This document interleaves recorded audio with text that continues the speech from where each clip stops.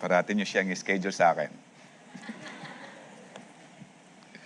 Hallelujah. Kayo po ba'y nagagalak na sa araw pong ito, kahit mainit, mainit pa rin ang ating pananampalataya sa ating Panginoon?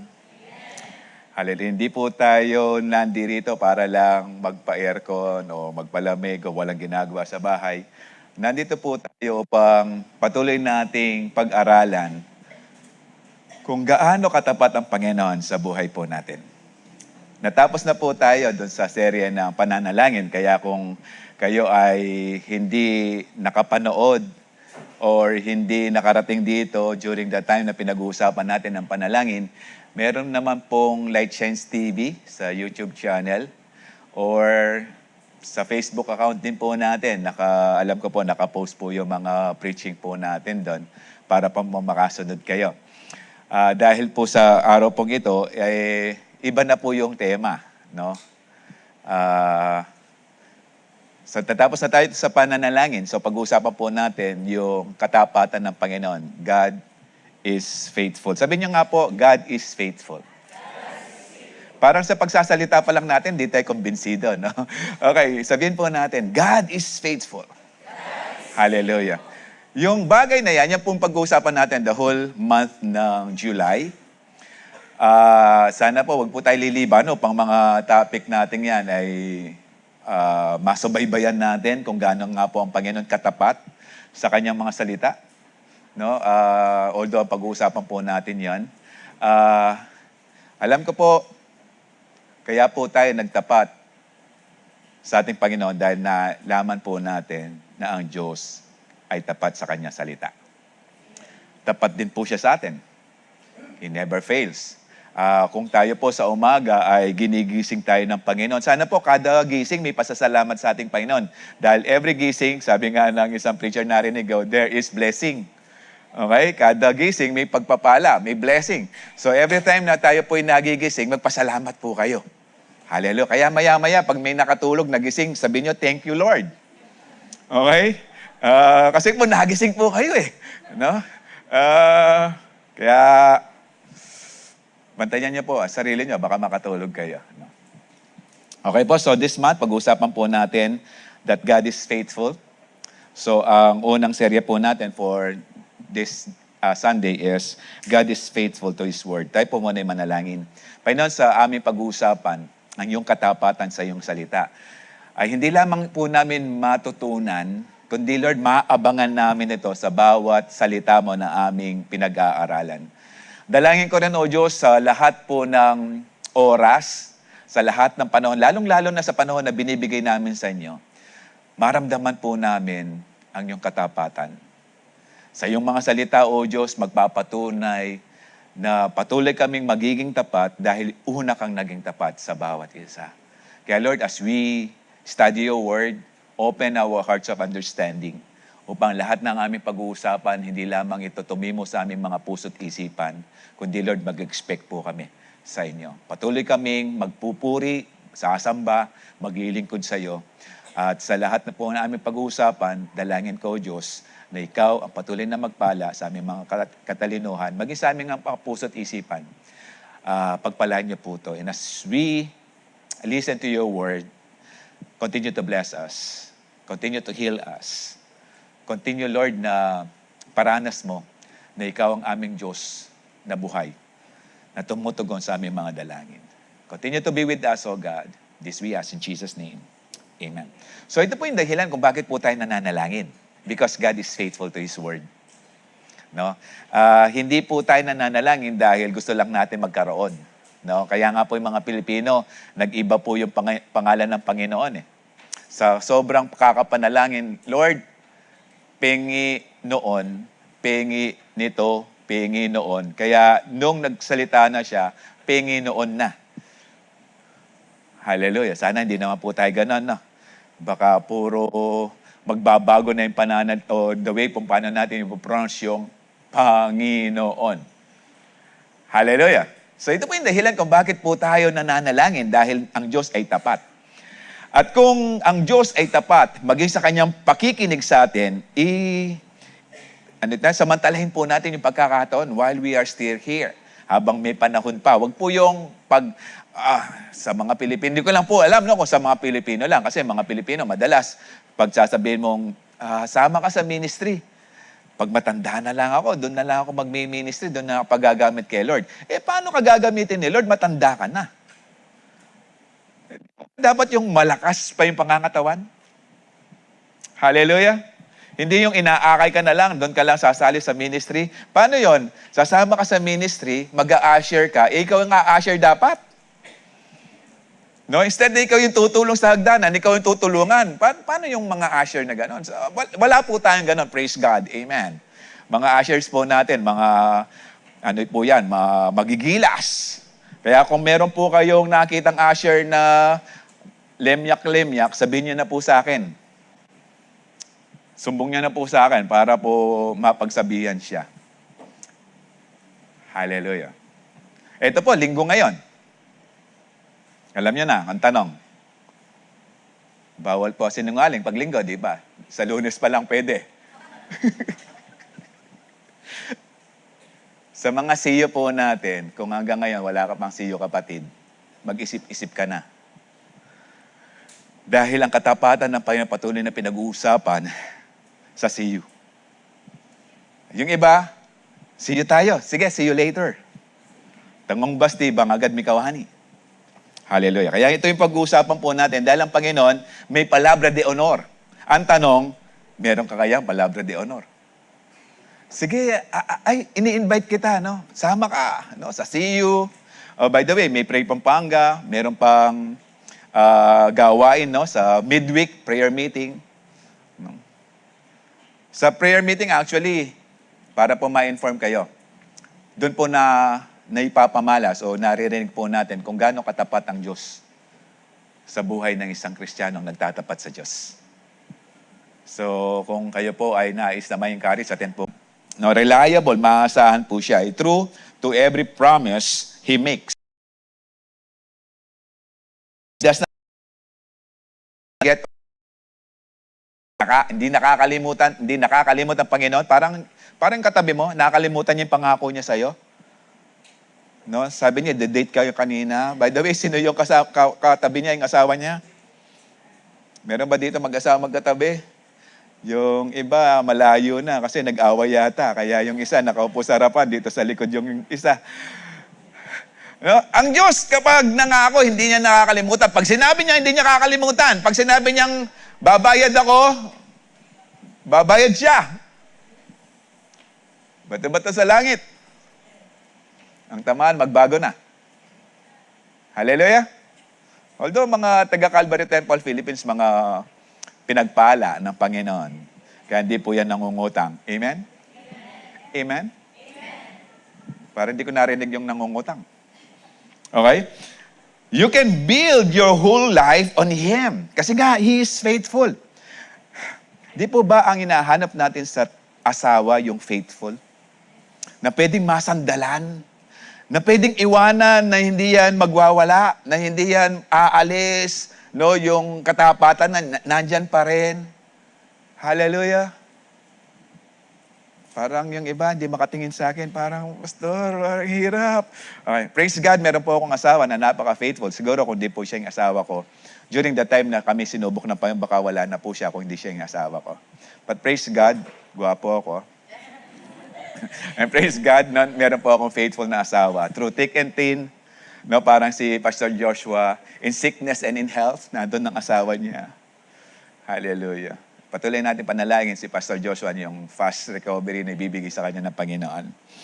Hallelujah. So we can build your whole life on Him because He will always be who He said He is and do what He said He would do. Kung ano siya at ano yung sinasabi niya, ginagawa niya. Hallelujah. Kaya nga, yung pinapanghawakan natin that He will never leave us nor forsake us in Hebrews 13:5, patuloy natin pinanghahawakan to dahil patuloy naman tinutupad ng Panginoon yung mga bagay na sinasabi niya sa kanyang mga salita. Amen. Sabi po ng Lamentations 3:22-23, the steadfast love of the Lord never ceases. Pag sinabing steadfast, hindi yan nagbago. Okay? it refused to change. Actually, kung tingnan po natin sa Hebrew word, yung, ano ba yung Tagalog na refuse? Yung tumatanggi na magbago. Okay? And yung pag-ibig ng Diyos, kumbaga, umaapaw. Manyang pukaki. No? Kaya nga sarap sa Kapampangan yan. Umaapaw, sobra-sobra, na hindi ka mawawalan, kapatid. Pag sinabi ng Panginoon na mahal ka niya, nagsasalita siya sa kanyang nature, sa kanyang character. Because God is love. Kaya nga yung pag-ibig, kung naranasan mo na ang pag-ibig ng Diyos sa buhay mo, marunong ka nang magmahal kasi meron ka ng pattern. Hindi katulad kung wala kang Panginoon, hindi mo talaga alam yung pag-ibig dahil ang pag-ibig na alam mo, yung conditional. Mahal mo ako, kailangan mga regalo mo sa akin, mahal. Hallelujah. Kaso, nung binibigyan ka ng regalo ng asawa mo noon, mag-boyfriend pa lang kayo eh. Ngayon, iba na, mag-asawa na. Kasi nagbabayad na kayo ng bahay. Nagbabayad na kayo ng kuryente, tubig, pagkain nyo. Kaya sinasabi nyo, ang kuripot mo pala, lumaki na yung gastos. Tingnan mo naman yung katawan mo, malaki na. Okay. So, eto, no, ang Panginoon, hindi nawawala, no? His mercy never comes to an end. Ang pagmamahal sa atin ng Panginoon, hindi siya nagsasawa na mahalin tayo. Kahit check mo yung katabi mo, nakakasawa na yung mahalin. Pero ang Diyos hindi siya nagsasawa because this is His word. His love of the Lord, the steadfast love of the Lord never ceases. No? Hindi yan humihinto. Hindi yan nauubos. His mercy never comes to an end. Yung awa niya. Alam niyo kung tatanggalin natin yung love and mercy ng Panginoon, patay tayo. Pero pinili niya na patuloy niya tayong mahalin, patuloy yung awa niya, magpatuloy sa atin. Tapos sabi niya, and they are new every morning. Hallelujah. Kung bibigyan lang natin ng background, kung nandun kayo sa time of writing ni Jeremiah, parang ang hirap sabihin na His steadfast love of the Lord never ceases, His mercy never comes to an end. Parang ang hirap kasi ka-exile lang nila. Sinakop na sila ni King Nebuchadnezzar ang Babylon. Na-invade na po sila. Yung iba nadala na sa Babylon. Ka-aatake lang. Katatalo lang nila sa gera kay King Nebuchadnezzar. Tapos sasabihin niya, the steadfast of the Lord never ceases. And His mercy, exiled nga sila eh. Sira yung temple. Giba yung mga bahay nila. Pero sabi ni Jeremiah, they are new every morning. Great is your faithfulness. Asan yung faithfulness ni Lord? Kasi po, if you will be reading Jeremiah, ang Diyos nag-warning na siya sa Southern Kingdom. Kung babalik sila dun sa kanilang ginawa before, mawawasak talaga sila. At nakita ni Jeremiah na napaka-faithful ni Lord sa kanyang salita. Pag sinabi niya, gagawin niya, hindi siya nagbibiro. Pero ito, dahil kung babasahin ng Jeremiah 29:10, tingnan nga natin kung Jeremiah 29:10. Di ba yung favorite verse natin is 29:11. In 29:10, sabi niya, when 70 years are completed for Babylon, this is the same Jeremiah na sumulat ng Lamentation, I will come to you and fulfill my good promise to bring you back to this place. Yun yung sinasabi ni Jeremiah that his faithfulness, they are new every morning. Dahil naalala ni Jeremiah yung kasalita ng Panginoon. Yes, exile kami, pero merong good benefit. Kaya sila na-exile, lumabas na Daniel, Shadrach, Meshach, and Abednego. Doon din lumabas si Esther. Doon din lumabas yung mga si Nehemiah and Esdra. Okay? May magandang benefit. Actually, why? Balik natin sa 23. Bakit convinced si Jeremiah that they are new every morning? Dahil nakita niya sa presensya ng Panginoon may pag-asa. At if we are actually pinangahawakan natin yung word ng Panginoon sa atin, makikita natin yung ang faithfulness ng Panginoon sa bawat isa. Ito yung pag-uusapan natin, na hindi nagsalita ang Panginoon na hindi niya tutuparin. Ang lahat ng kanya sinabi, tinutupad ng ating Panginoon, maging sa mga first-timer natin sa gabing ito, panghawakan natin ang salita ng Panginoon dahil ang Panginoon ay tapat sa kanyang mga salita. We study God's faithfulness so our heart can stop worrying about if He will come through and start trusting that He already has and always will. Ito yung panghahawakan natin sa gabing ito, na ang Diyos na tapat at gagawin niya yung kanyang papakita niyang katapatan niya sa bawat isa. So God is faithful to His Word because His Word stands forever and never changes. Kung sinabi ni Jeremiah that they are new every morning, ibig sabihin, tingnan mo yung grabing pag-ibig ng Diyos. Hindi ka bibigyan ng Diyos ng pag-ibig na pangat. Wala yung pangat? Pangatlong init. Hindi. Yung ibibigay, yung paparanas sa iyo ng Panginoon na pag-ibig, bago yan kada umaga. Ibig sabihin, as we evaluate our lives, di mo ba may gabi? Gabi na ngayon, no? Oras ng pagtulog, pero huwag ka muna matutulog, no? Kasi mamimiss mo yung faithfulness ni Lord. Gabi, matutulog ka. Alam niyo kung bakit may gabi?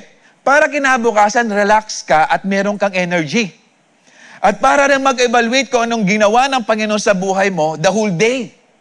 Para the next day, it will be a new one para mag-expect ng new things sa ating Panginoon. Yung bagay na magbe-benefit ka because God is with you. Kaya nga, they are new every morning. No? Kaya as we stand, as His Word stands forever, they never change. Kung titingnan natin, in the time of writing ng Jeremiah, it's about mga 500 years nung dumating ang ating Panginoon. More than 500 years nung dumating ang Panginoon. And it's true enough na even today, mararanasan natin, masasabi natin, ang pag-ibig ng Diyos, hindi siya replay. Yung pagpapala ng Diyos sa atin, hindi yan naulit kahapon. Yung hininga mo, hindi yan yung kahapon, bago yan. Hindi ka lang naligo, kaya akala mo, luma. Kasi naamoy mo sarili mo. Okay? Pero yung hininga mo, bago yan kapatid. Hindi lang yun. Yung kada tibok ng puso mo, para maramdaman mo lang, bago yan, hindi naulit. Parating bago. Kaya nga sa bawat paggising natin, sa bawat umaga, alalahanin natin kung gaano ka-faithful ang Panginoon sa buhay natin. Then doon natin mararanasan yung kadakilaan ng Panginoon sa kanyang mga salita. Hallelujah.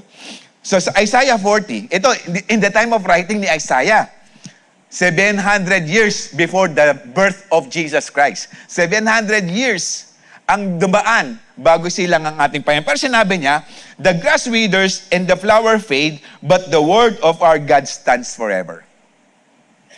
Even today, na ang salita ng Diyos, yun pa rin, hindi nagbago. Kung ito si Isaiah, the prophet Isaiah, no, na ginagamit ng Panginoon, nasabi rin ni Isaiah na may exile ang Southern Kingdom kung hindi kayo magbabago. Pero sinabi rin, no, the grass withers, the flower fades. Ano yung pinag-uusapan dito? Ibig sabihin, ang buhay dito sa lupa, temporary. Nakakita na kayo ng bulaklak na bagay, meron, no? Yung everlasting. Meron pa balinan niya sa Baguio. Pero actually, hindi sila everlasting kasi lantana sila eh. No? Meron kaming halaman noon, ang tawag ng bayaw ko ay Star of Bethlehem. Yung mamumulaklak lang siya, midnight, 2 a.m. lantana, 6 a.m. bagsak na. Ang tagal mo hinintay. Tapos 2 oras lang nakaganon. Sinasabi ng Panginoon right now sa atin, ang buhay madali. Hindi mo pwedeng pagkatiwalaan ang lakas mo. Hindi mo rin pwedeng pagkatiwalaan ang katalinuhan mo dahil kumukupas yan.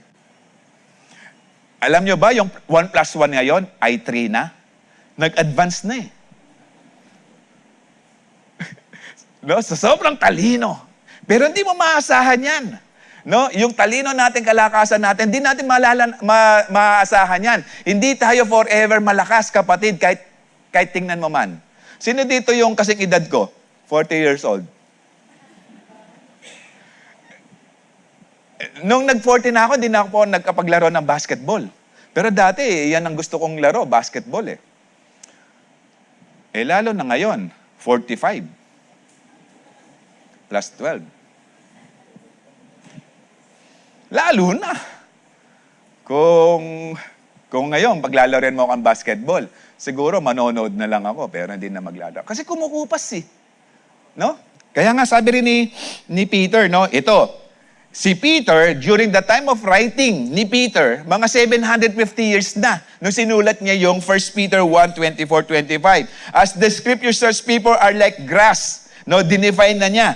And their beauty is like flower in the field. The grass withers and the flower fades. As the scripture says, or say, no, pertaining sa Isaiah na binasa natin kanina. Okay? So after 700 years, or 750 years na dumaan, eto pa rin, sinasambit pa rin ni Peter, na apostle ng ating Panginoon, that people are like grass. Alam mo yung pinakamatibay na damo? Damulag. Hindi kalabaw pala yun sa Tagalog. Okay. Di ba yung mga grass seasonal lang yan? Sino yung tuwang-tuwa na yung garden nila tinubuan ng grass? Wag lang yung Bermuda grass. Wag lang yung frog grass. Wag lang yun, no? Pero yung natutuwa ka ba? Pero kapag yung damo na tumubo, natutuyo na, tuwang-tuwa ka na, hindi ka na magdadamo. Magdadamo, iba yata yun. Hindi ka na magdidikot. Okay?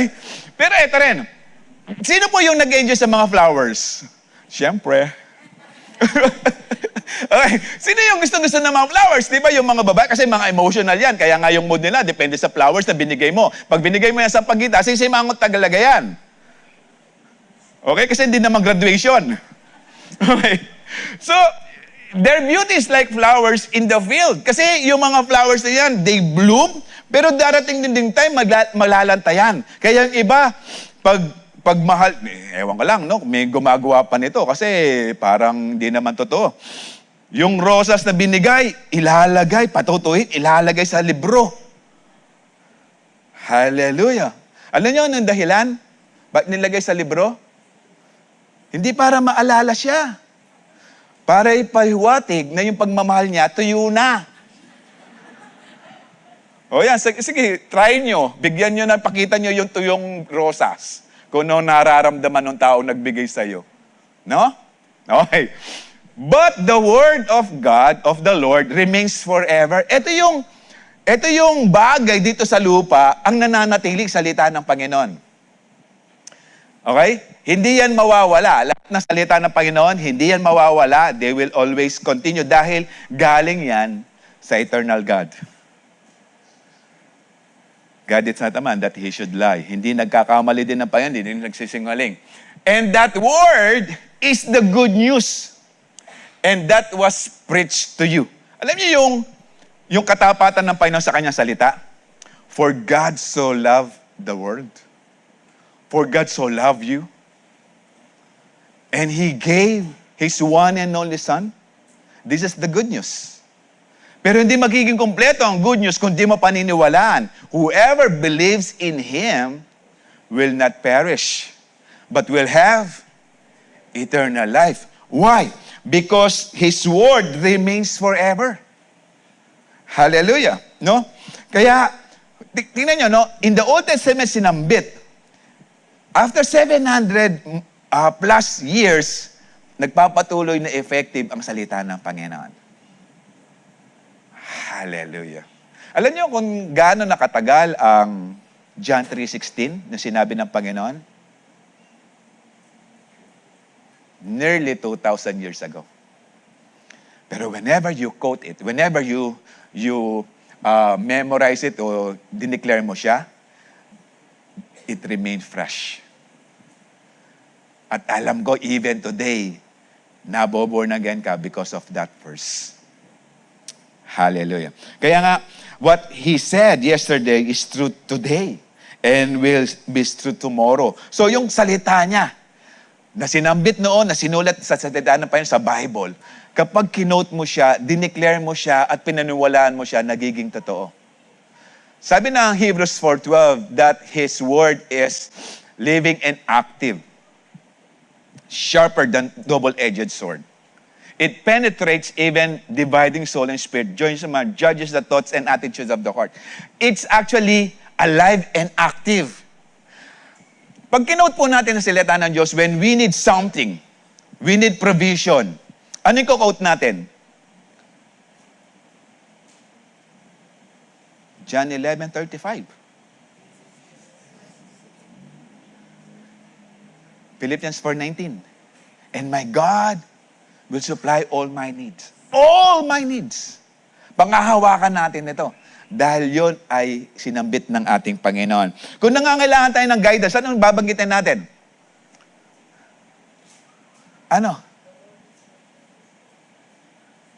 Trust in the Lord with all your heart. And lean not to your own understanding. Hindi mo kailangan pang maintindihan yung direksyon na tinatahak mo, kapatid. Pagkatiwalaan mo siya. Ano pangako ng Panginoon? He will make His path straight. Gagawin ng Panginoon na madali. Because when we trust Him. Hallelujah. Kapag nangangailangan tayo ng protection, ano sasabitin natin? Isaiah 41:10. Hallelujah. Ano kasi sa Isaiah? Okay? Do not be dismayed. Ito, yung word is, do not be dismayed because I am your God. I will strengthen you and help you, and I will uphold you with my righteous right hand. Why? Do not fear. Hallelujah. Amen? Kung kailangan natin ng kalakasan, ano yung kukot natin? Philippians 4:13. She can do. I can do. Kaya nga, it's possessive eh. I can do all things through Christ who gives me strength. Hallelujah! Kaya nga, sabi ng Psalms 119:89, forever, O Lord, your word is firmly fixed in heaven. Pag sinabing firmly fixed, they are eternal. No, they are always powerful. Pag sinabing they are fixed in heaven. Ibig sabihin yan, they are forever. Pag sinabi ng Panginoon, mangyayari yan. Pagkatiwalaan lang natin. Hallelujah. Si Abraham, actually, wala pang salita ng Panginoon. Wala pang Bible during that time. Wala pang written word. Wala pa yung Torah during the time of Abraham. Pero si Abraham naniwala that he will be the father of many nations. Kaya nga, Abraham na, hindi lang Abram. Pinalitan na ng Panginoon. Pero he was actually 75 years old nung sinabi ng Panginoon, magkakaroon siya ng anak. O magkakanak siya sa asawa niya, hindi siya magkakaroon siya ng anak sa asawa niya, hindi siya mabubuntis, okay? Kasi yung ibang Pilipino, mga pilosopo. Okay? 75 years old. 76, wala pa rin. 77, wala pa rin. 80, Lord, 80 na yan, mas kulubot na. Pero when he was 99 years old, sabi niyang Panginoon, patuli ka na, Abraham. Wala pang tuli during that time. Di pa nga alam ni Abraham. In-instruct lang siya ng Panginoon. Pero he obeyed. 99 years old. Why? Dahil next year, 100 na siya, magkakaroon na sila ng anak. He waited. Nung minimeditate ko your word is fixed in the heavens. Naalala niyo si Jehoshaphat? Payat lang yan dati eh. Actually, meron siyang kinote sa 2 Chronicles 20 verse 7. Ito yung panalangin niya. It was actually 1,000 years after Abraham. Noong sinambit ni Jehoshaphat ito. Sabi niya, Our God, did you not drive out the inhabitants of this land before our people Israel and gave it forever to the descendants of Abraham, your friend? Kinote niya to. Okay? Ibinigay mo to sa amin. Ngayon, i-invade sila ng 3 bansa. The Ammonites, and the Meunites. Okay? Yung gumagawa ng mga mayonnaise. Okay. At sabi ng salita ng Diyos, they are vast army. Wala silang laban. Pero kinote niya to. 1,000 years after Abraham. Okay? Tapos sabi niya, in verse 12 na 2 Chronicles 20, our God, will you not judge them? For we have no power to face this vast army that is attacking us. We do not know what to do, but our eyes are on you.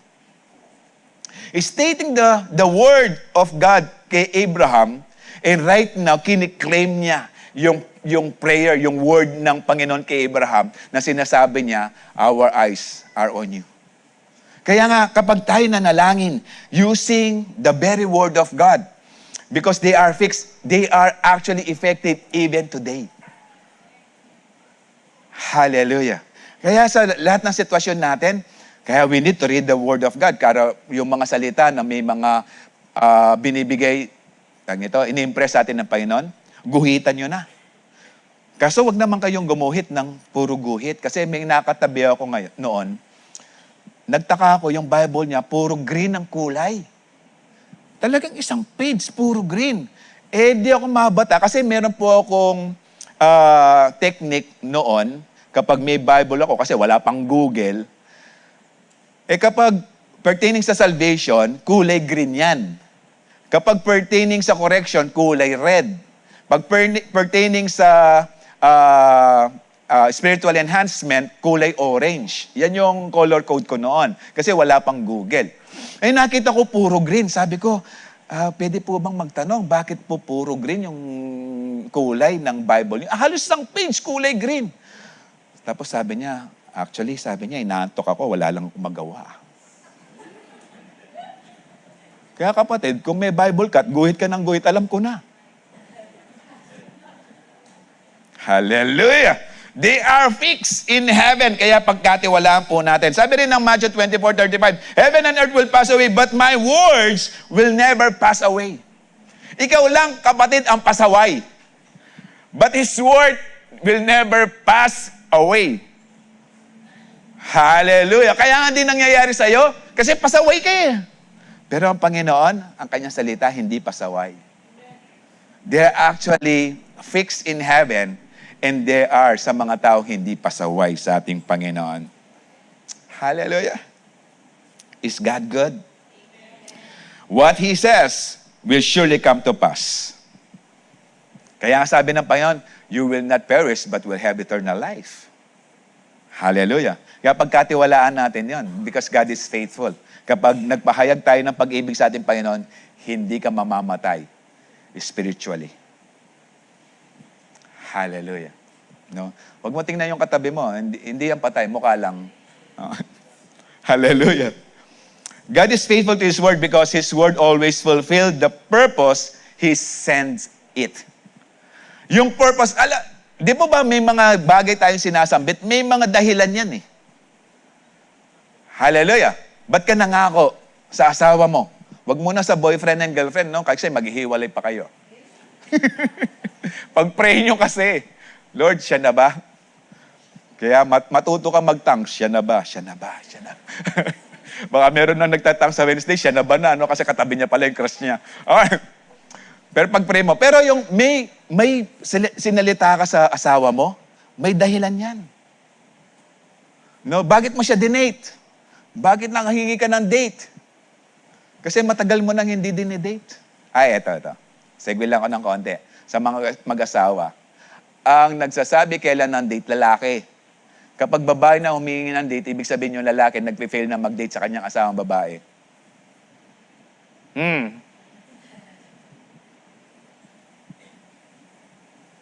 Hallelujah! Daming galit sa akin. Okay, may dahilan. Alam niyo yung water vapor, yung water cycle, yung water vapor and condensation. Alam niyo na, kailan lang yan na-formulate, kailan lang yan talaga napag-isipan ng tao, it's about 15th century or 16th century pa lang. Pero actually, it was written by Isaiah long time ago, siguro mga 2,700 years ago. Sabi ng Isaiah 55:10, "As the rain and the snow come down from heaven, do not return to it without watering the earth and making it bud and flourish." No, yung ulan, may dahilan bakit umuulan. Ito ay para yung mga damo, mga vegetations, mga tanim, mag-bud, magbunga, at manariwa. Okay? So may dahilan. Maging yung snow, may dahilan. No? Kasi yung snow, tubig din naman yan eh. May dahilan.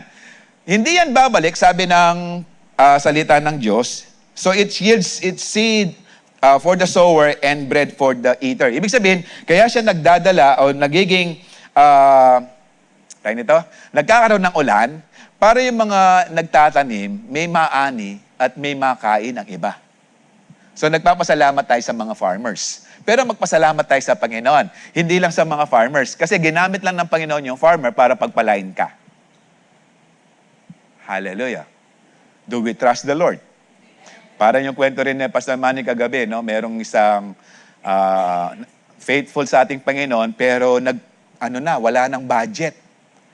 Wala ng pagkain. So, nanalangin siya, katulad nung dati kapag nananalangin siya. Kaso, nanalangin siya this time facing, sa labas, facing yung, langit. No, parang kausap niya sa langit ang Panginoon. Narinig ng kapitbahay na wala na siyang pagkain, wala na silang supply, so naghihingi ng supply sa ating Panginoon. So narinig ng kapitbahay na dininiwala sa Diyos. So ginawa ng kapitbahay na mili ng grocery, tapos kumatok sa bahay na kapitbahay, tapos nagtago. Paglabas nung kapitbahay na nagpipray sa ating Panginoon, nakita niya ang daming groceries. Ang daming pagkain. Tapos sabi niya, "Lord, thank you, napakabilis mo naman tumugon." Lumabas ngayong kapitbahay, "Hoy, ako nagbigay niyan." Nanalangin ulit yung kapitbahay, "Lord, thank you." Maging pala ang mga demonyo ginagamit mo para i-provide. Ako. Hallelujah. No? May mga bagay na hindi natin maunawaan, but pagkatiwala natin ng Panginoon, dahil ang Panginoon kapag nagsalita, pinupulfill niya yung purpose niya. Kaya pag sinabi niya na He who began a good work in you will carry it on to completion, sabi ng Philippians 1:6, paniwalaan natin dahil kapag ang Panginoon kumilos, may dahilan yan. Kapatid, kapag pinagpala ka ng Panginoon, gaya ng ulan na nagpapala sa mga tanim, may dahilan ng Panginoon. Mas maganda kapag pinagpapala tayo ng Panginoon, tanungin mo ang Panginoon, "Lord, ano pong dahilan? At tumama ako sa loto ngayon." Hallelujah! Wala na pong tumataya sa loto, di po ba? Nanulinwal? Kapag pinagpala po tayo, ang loto hindi po pagpapala yan, no? Casino, hindi rin. Scatter, may scatter ang buhay mo.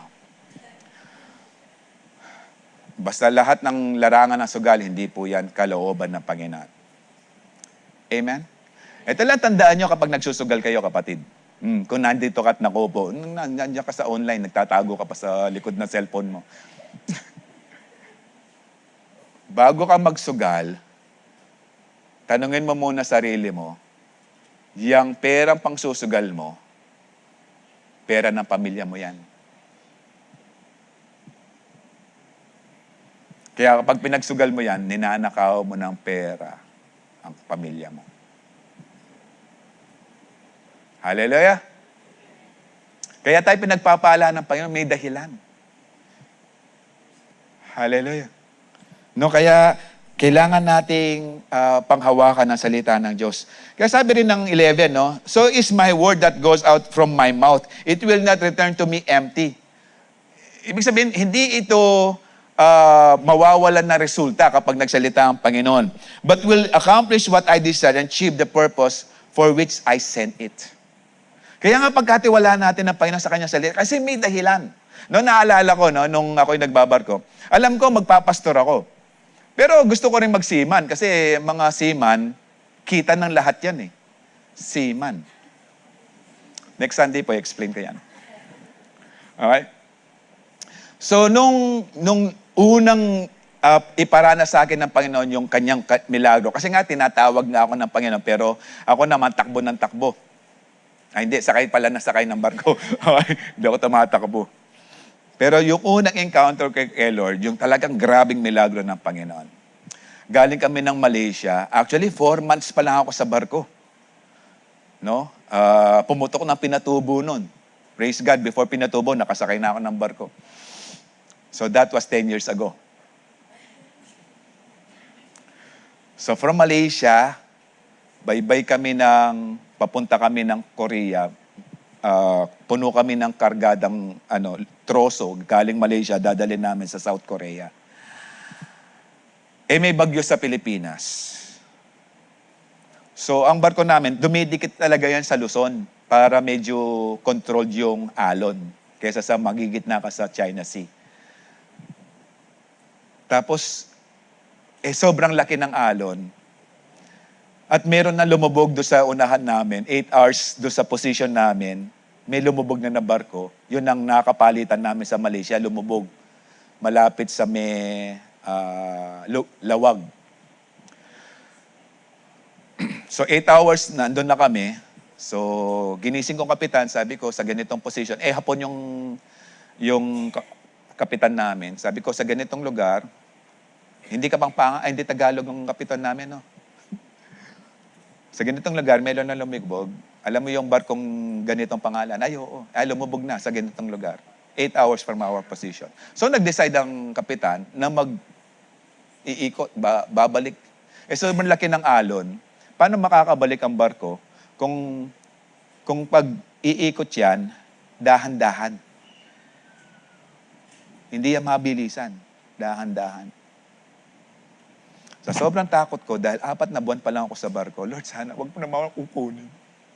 Alam mo, sabi ng kapitan namin, lahat ng mga crew sa taas na, kasi nga iikot kami. Maliit lang yung barko namin. Mga 120 meters lang. Lalaki ng alon. Tapos ako na lang naiwan. Punta ako doon sa radio communication, in-on ko yung mga emergency communications, just in case lumubog kami, madidetect kung saan yung lugar ng pinaglubugan. Tapos iyak ko kay Lord. Sabi ko, Lord, if 2,000 years ago, kinumand mo yung hangin at yung alon na huminto in the Sea of Galilee, kaya mo rin gawin sa oras na to. Because His word is eternal and they have this purpose. So alam ko, magbabarko ako, pero alam ko, magpapastor ako. Noong nag-command ng kapitan na turn right, so mabagal ang barko. May oras ba kayo? Kasi hindi pa nakaikot eh. Lahat nakahawak sa railings ng barko kasi nag-expect kami, nagigewang yung barko namin. Kasi ahampasin na kami sa gilid. Dahil ang alon paharap.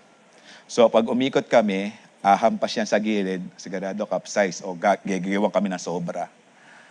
Pero habang umiikot yung barko namin, dahan-dahan, hinga kayo baka hindi kayo may hinga. Nung nakaikot na kami, biglang bilis na ng barko namin. Sabi ng isang kasama naming opisyal sa barko, hindi nyo ba napansin na walang ni isang alon ang humampas sa barko natin?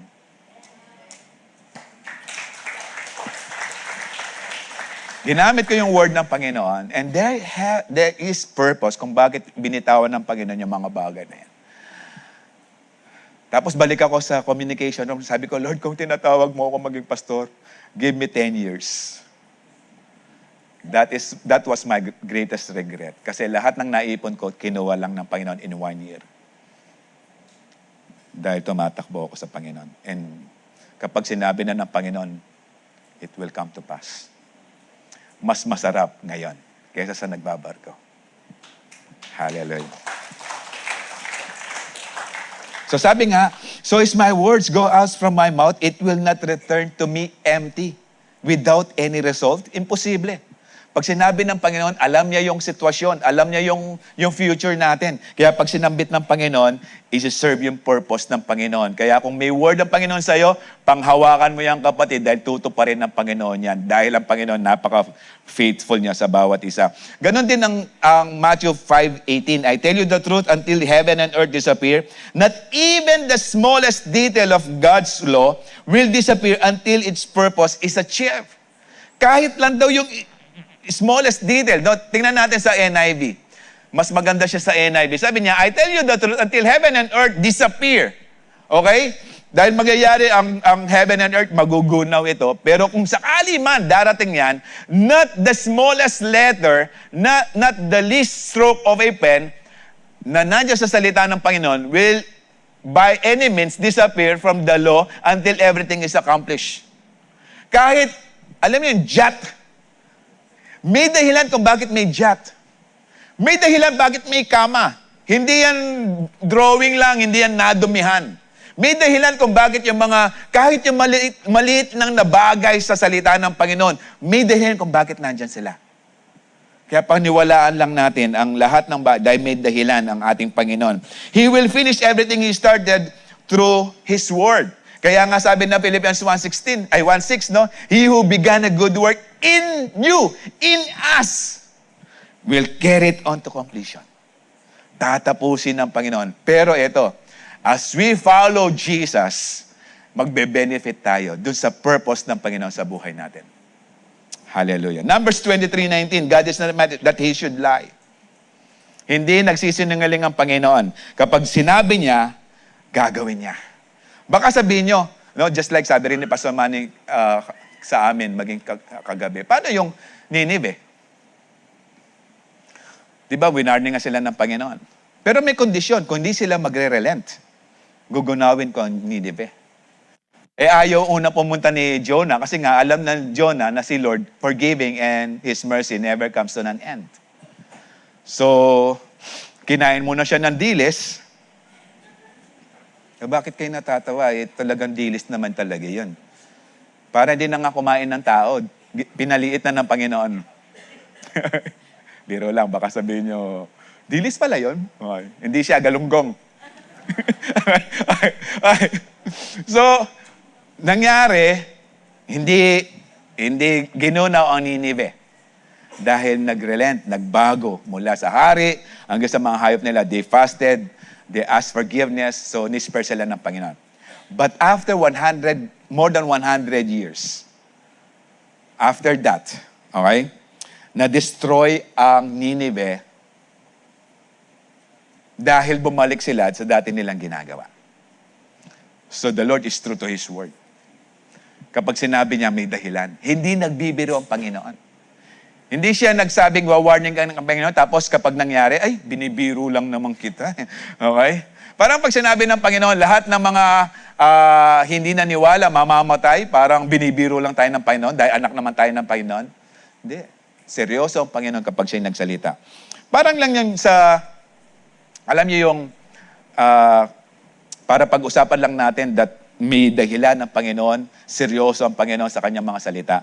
Nung pag-usapan natin yung faith ng centurion, okay? In Luke 7:1-10, when Jesus had finished saying all this to the people who were listening, He entered Capernaum. Capernaum, ito na yung naging home base ng Panginoon nung siya'y nag-ministry, hindi na Nazareth. There a centurion's servant whom his master valued highly was sick and about to die. Grabe ang centurion na to. No? Gentile ito. Kalaban ng mga Hudyo. Pero, hindi natin alam kung yung servant niya Hudyo, no? Or Gentile, di natin alam. Pero may pusong parang Hudyo. Okay? Kakaiba itong centurion na to. Actually, kung ikaw ay centurion, kung ikaw ay Roman soldier, at na may mga slave or servant, kapag may sakit na yan, tapos magastos na, yung iba pinapatay na. Kasi nga, mga servant sila, mga slave. Okay? Pero itong centurion na to, pinapahalagahan niya kung ano yung mga sasakop niya, no? Yung mga under sa kanya. The centurion heard of Jesus and sent some elders of the Jews to him, asking him to come and heal his servant. So, gumamit siya ng mga kaibigan niya, mga elders, na lumapit kay Jesus. Anyway, yung mga elders na ito, mga Hudyo. Okay? Para hindi mapahiya at least at makita yung concern ng centurion. When they came to Jesus, they pleaded earnestly with Him. Nakiusap ng matindi ang mga elders na to. Sabi nila, this man deserved to have you do this because he loves our nation and has built our synagogue. Baka kaiba itong centurion na to. No, mahal niya yung lugar, tapos nagpagawa pa siya ng synagogue. Ito yung kung saan sila nakikinig ng salita ng Diyos. Aside doon sa Jerusalem Temple, yung mga synagogues, ito yung place of worship ng mga Hudyo. Okay? So Jesus went with them. He was not far from the house when the centurion sent friends to say to him, Lord, don't trouble yourself, for I do not deserve to have you come under my roof. Itong mga Hudyong pinadala ng centurion, sabi, karapat-dapat ka lang pumunta sa bahay niya. Pero itong centurion na to, nagpadala ng mga servants na sinasabi niya, wag nang pumasok sa bahay ko kasi di ako nararapat na tanggapin siya. Kasi rabay si Jesus at narinig niya na nagpapagaling siya ng sobra. So, high regard yung si Jesus sa centurion na to. Pero sabi ng mga elders, dapat lang puntahan mo to kasi nagpagawa ng synagogue eh. Okay? Pero itong centurion na to, hindi siya karapat-dapat. No? Okay, tingnan natin. The Lord, don't trouble yourself, for I do not deserve you to have you come under my roof. Kasi rin alam ng centurion na kapag yung rabbi pumasok sa bahay niya, ma-disqualified siya sa ceremony o sa ceremonial way na ginagawa nila sa temple. Kasi nga pumasok sa bahay ng isang hindi Hudyo. Okay? So alam din ng centurion kasi nga, close siya sa mga elders. Kaya nagpagawa ng synagogue eh. Posible, nakakarinig din ng salita ng Panginoon. That's why I consider even myself not worthy to come, but say the word, my servant will be healed. Grabe, no? Okay? Posible, yung centurion na to, nabasa niya yung kwento patungkol kay Elisha, maging dun sa general ng Aram na pumunta kay Elisha na magpapagaling sa kanyang ketong. Okay? Hindi Hudyo tong si Naaman na to. Pero nung nagpunta siya sa bahay ni Elisha, sabi lang ni Elisha, punta ka sa Jordan. Maglublob ka lang 7 times gagaling. Hindi hinawakan, hindi mag-pray, inutusan lang. Ginawa naman niya Naaman, pero una, medyo hesitant siya, pero na-persuade din siya ng kanyang servant. Nung lumublob ng 7 times, gumaling. Posible lang. Hindi ko kabisado. Pero nung sinabi niya, say the word, and my servant will be healed. Okay? Hindi siya nag-demand. Centurion ako. Okay? Roman government ang hawak sa inyo. Okay? Alam niyo, centurion, may hawak siyang more than 100 soldiers, kaya nga centurion. For I myself, a man under authority, with soldiers under me, I tell this one, go, and he goes. And that one, come, and he comes. I say to my servant, do this, and he does. When Jesus heard this, he was amazed. He admired yung word ng centurion. Yung pinasabi ng centurion. Hallelujah. Sabi ng Panginoon, tapos tumingin siya. No? He was amazed at him, and turning to the crowd following him, he said, I tell you, I have not found such great faith even in Israel. Hallelujah. Dalawa lang sa Bible na sinabihan ng Panginoon na great faith. Yung Canaanite woman na pumunta ng Syria ang ating Panginoon nung nalaman niyang pinugutan ng ulo si John the Baptist at itong centurion na to. Dalawang individual na hindi Hudyo, pero they have great faith. Kaya nga sa atin, if we have great faith as well sa ating Panginoon, ito rin ang sasabihin ng Panginoon, wow! He will be amazed. Kaya nga sa lahat ng katatagan natin sa pananampalataya, kinokomend ng Panginoon. Nalulugod ang Panginoon. And turning to the crowd, following him, and said, I tell you, I have not found such great faith in Israel. Actually, wala pang Israel during that time, pero sinambitan niya, Israel, ibig sabihin sa mga Hudyong nandoroon. Then the man who had been sent returned to the house and found the servant well. Because of the great faith ng centurion, nangyaring kagalingan. Sa Matthew 8:13, no, para lang bigyan ng emphasis, to the centurion, Jesus said, Go, let it be done for you as you have believed. And the servant was healed at that very moment. As you have believed, as you have trust me, sabi ng Panginoon, as you have faith in me, magaling na ang servant mo. Kaya nga pag-uwi ng mga inutusan ng centurion, tinanong ng centurion kung anong oras sinambit ni Jesus, yung word na yon na magaling na yung servant, the same time, magaling yung servant. Hallelujah. Kaya nga, when God speaks, it is done. Hallelujah. So anong contrast? Yung centurion, tiwalang-tiwala sa word ng Panginoon. As he heard. No, anong contrast natin? As he heard Jesus, nagkaroon siya ng great faith. Tayo, we have the word of God right now. We have our Bibles. Kung magpapatuloy tayo sa pananampalataya natin sa Panginoon, just like the unfailing faith of Clayton, nabuntis na ngayon ang wife niya. It is done. Hallelujah. Kaya nga, patuloy natin pagkatiwala ng Panginoon sa Kanyang salita. Hallelujah. God is faithful to His word because He is watchful to make sure His word will come to pass. He will make sure. No, pagbabantayan niya ang Kanyang salita, i-honor ng Panginoon yung kasalita, mas sa Kanyang salita, mas sa Kanyang pangalan. Ibig sabihin yung integrity ng salita ng Panginoon, napaka-faithful ni Lord doon. Hindi ka tulad ng katabi mo, walang integrity sa salita. Asan ka na? On the way na. O yun, 3 oras na yung on the way. Kasi kung maglakad daw, ganun. Anong oras ka darating? 7:00. Hindi mo tinanong kung gabi. Hallelujah. No? Kailan ka babayad? Sa katapusan. Hindi mo tinanong eh. Hindi buwan, baka ng mundo. Pero ang Panginoon, kapag sinabi niya, babantayan niya yung salita. Kasi nga, meron tayong kaaway na nagbabantay din sa salita ng Panginoon para pabulaan yung word ng Panginoon sa'yo. May kalaban tayo. Nandiyan si Satanas na alam niya, nabasa mo yung salita ng Panginoon. Ngayon, bibigyan ka ng sitwasyon para hindi mo pagkatiwalaan si Lord.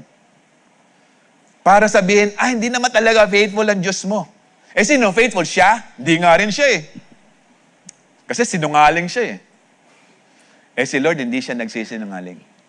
Sabi nga ng binasa natin kanina, God is not a man that He should lie. Kapag sinabi niya, ginagawa niya. Hallelujah.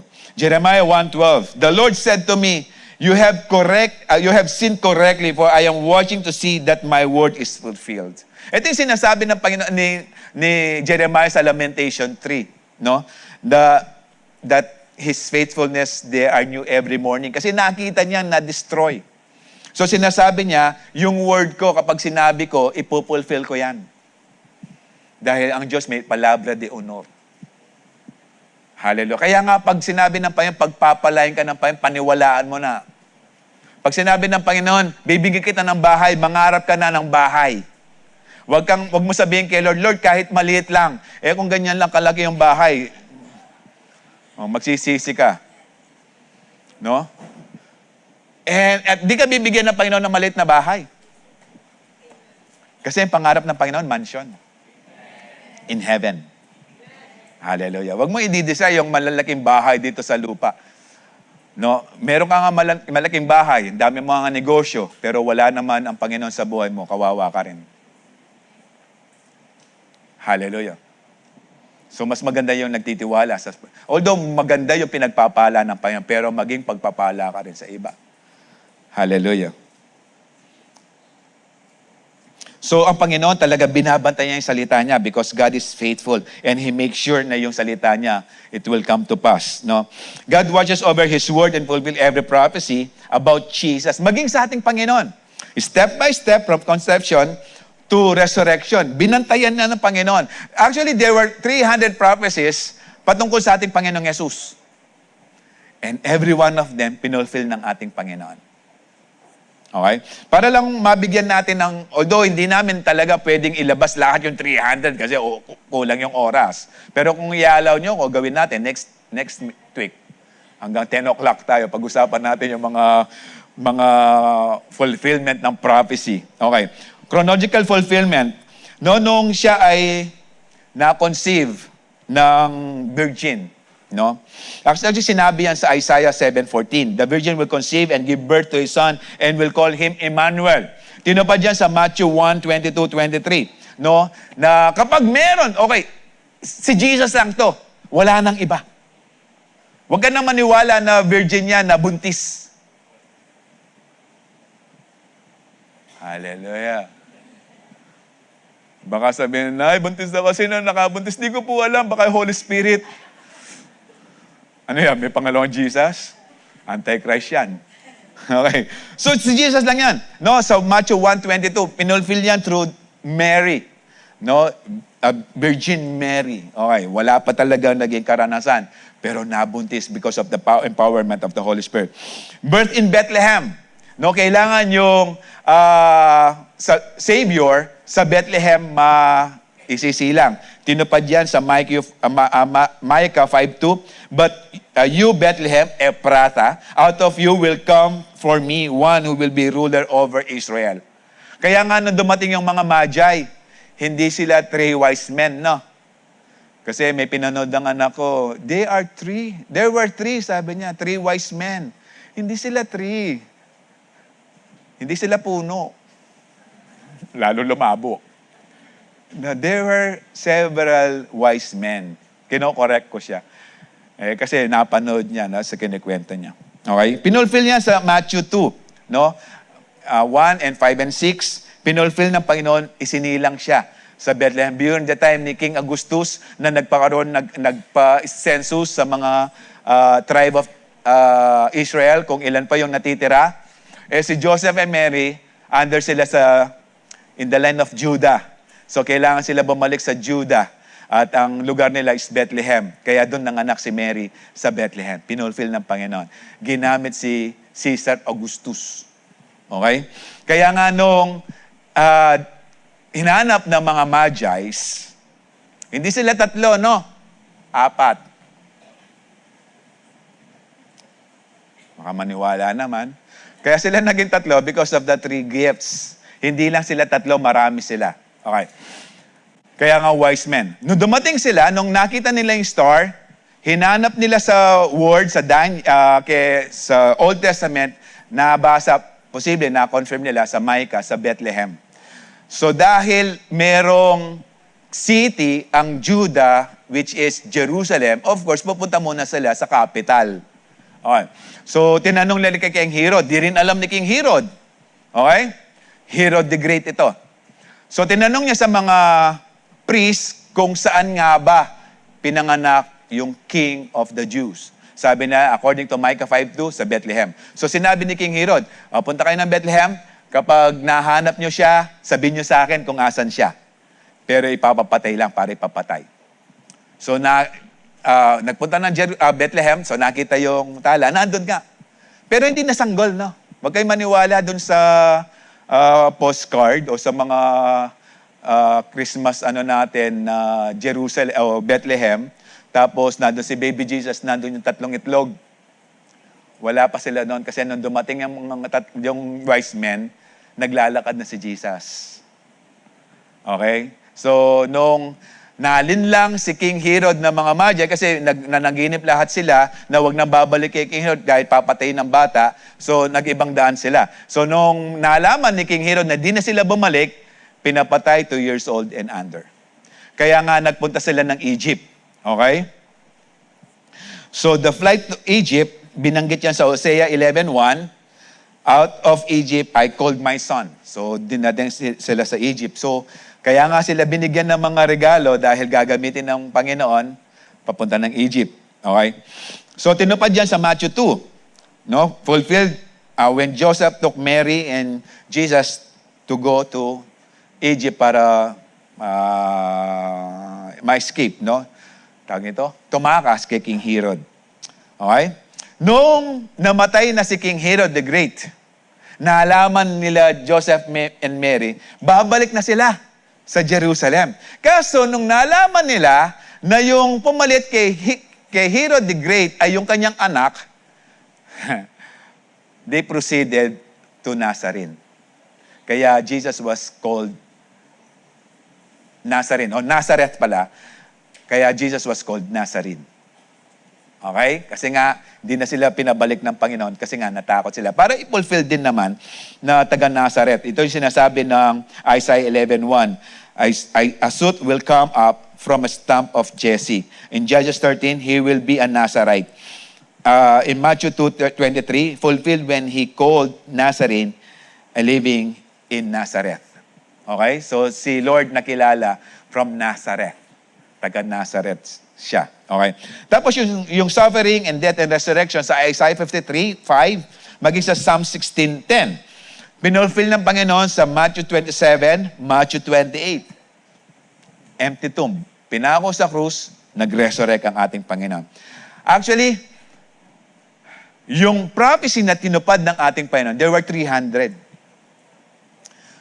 Kung para lang malaman natin kung gaano kahirap na ito pa rin yung 300 na yan, para lang punuin mo ng tigsa 10 piso. Sabi ni Pastor Manny kagabi, Nevada. Okay? Pero palitin na lang natin, Angeles City. Punuin mo ng tigsa 10 piso. Barya, no?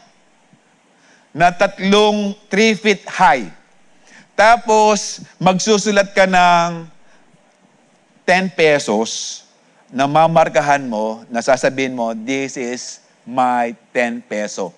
Tapos, iba-blindfold ka, ililipad ng helicopter yung 10 peso mo, iuhulog dun sa dami ng 10 piso. Kapag daw, dumampot ka ng 10 piso, sakto nakakuha mo yung minarkan mong 10 piso. Ganon daw kahirap. Ito pa rin yung 300 prophecies. Just for us to believe that Jesus is faithful. Para lang sa atin, para patunayan ng Panginoon. Sa sobrang hirap, pero tinapad ng Panginoon para ipakita niya na ang Diyos ay tapat sa buhay natin. Panoorin natin yung video ito. Let's take a look at this in Hebrew. The Hebrew word bereshit translates to in the beginning and is the first word of the Hebrew Bible, specifically the book of Genesis. Here's how it looks in Hebrew. Unlike English, Hebrew is written and read from right to left. The Hebrew word bereshit consists of 6 letters. Let me explain the names of the letters and their meaning. The first letter is bet, which means tent. The second letter is resh, which means head chief. There are other words within this word. By combining bet and resh together, you get the Hebrew word bar, which means son. The third letter is the word aleph, which means Adonai, God, or Yahweh. The fourth letter is shin, which means to destroy. The fifth letter is yod, which means hand. The sixth and final letter is tav, which means cross or covenant. Putting these meanings together, we already start to form a sentence. The Son of God, destroyed by his own hand on a cross. The other words within this word are, by placing shin, yod, and tav together, you get the word sayit, which translates to thorns in English. By putting resh, aleph, and shin together, we get the word rosh, which means head in English. Bet, resh, and shin together form the word berosh, which means tree. Shin and yod together form the word shai, which means gift. Okay, now let's put all these pieces together. The Son of God, destroyed by his own hand on a cross with thorns on his head, hung up on a tree as a gift of the covenant. Jesus was literally in the beginning. John 1:1 says, "In the beginning was the Word, and the Word was with God, and the Word was God." Hallelujah. In the first 3 words of the first book of the Bible, in the very first chapter and first verse, nandun na si Jesus. In the beginning, it's from the word Bereshit. Hallelujah. And in John 1, verse 1 said, and the Word became flesh. And the Word was God, and the Word was with God, and the Word was God. And in verse 14, He dwelt us, becoming in the flesh, dwelling among us. Sino ba yung pinag-uusapan sa Bereshit, sa in the beginning? Ganon ka-faithful ang Panginoon. Alam niya magkakasala ang tao. Alam niya bababa siya dito. Alam niya mapapako siya sa krus. But He did it. Why? Because it was already written in His Word. Hallelujah. God watches over His Word from beginning to end until all it is fulfilled. Maging sa Revelation, Genesis to Revelation, sabi, and God said, let there be light, and there was light. Sinalita ng Panginoon, there was light. No, hindi niya sinabi na magkakaroon ng end yung light hanggang ngayon. May sun pa rin na mararanasan every morning. Wala pang panahon sa mundo natin na yung sun hindi sumipot. Na nagkulang na ng gas ang sun. That God is faithful to His Word. Maging sa Kanyang supply sa atin. He is faithful. Hallelujah. And in Revelation, said, the Lord, the God of the Spirit of the prophets, sent His angel to show His servants the things that must soon to take place. Maging right now, pinakita even in the Old Testament, pinaprophesy na yung salita ng Panginoon. Maging sa second coming, maging yung sa rapture, pinakita na, sinambit na salita ng Panginoon in the Old Testament. And even in the New Testament. That was 2,000 years ago. Mas panghawakan natin because God is faithful to His Word. Nothing He said in the beginning will be left undone at the end. Pagkatiwala ng ating Panginoon dahil ang Panginoon ay nagsasabi ng totoo. He is so faithful to His Word. Imagine when He was already in the Garden of Gethsemane, asking the Lord kung pwede, Ama, but not my will, but your will be done. Bakit niya sinabi yon? Kasi alam ni Jesus, in few hours, uhulihin na siya. Makakaranas na sobrang hagupit, latigo, sugat sa krus, ipapako sa krus ng Kalbaryo. Pero sinabi niya, not my will, but your will be done. Why? Because His love never ends. He's faithful. In Lamentations 3, they are new every morning. His steadfast love will never cease. And they are new every morning. And even right now, kapatid, ini-encourage tayo ng Panginoon to trust Him because He is faithful. Na sa bawat araw natin, pinapahiwatig na ng Panginoon, meron siyang magandang plano sa bawat isa. Kailangan lang natin pagkatiwala ng Panginoon sa Kanyang salita. Kung tinupad na niya yung kaligtasan natin na imposible sa atin para maligtas, yung mga bagay pa na hinihingi mo, hindi ibibigay ng Panginoon. Kung yung imposible, binigay ng Panginoon. How much more yung simpleng bagay lang hinihingi mo sa Panginoon. God is faithful. He is faithful to His Word. Kapag sinabi niya, I will supply all your needs according to His glorious riches in Christ Jesus. Pag sinabi niyang, come to me all who are weary and burdened and I will give you rest. Pagkatiwala ng ating Panginoon because God is faithful to His Word. Hallelujah. Shall we all stand? Hallelujah. Habang hinihintay natin mga ushers natin, God is faithful to His Word. His Word stands forever and never changes. His Word always fulfills the purpose He sends it. He is faithful to make sure His Word comes to pass. Lahat ng bagay na nababasa natin sa salita ng Diyos, panghawakan natin dahil may layunin ng Diyos kung bakit pinabatid niya yung bagay na yon sa Kanyang salita. Pagkatiwala lang natin ang Panginoon dahil ang Panginoon, He is trustworthy. He is faithful. At ang lahat ng kanyang sinabi, tutuparin niya sa buhay natin. Habang tayo'y naghahanda sa banal na hapunan, patuloy nating namnamin ang kadakilaan ng katapatan ng Panginoon sa buhay natin.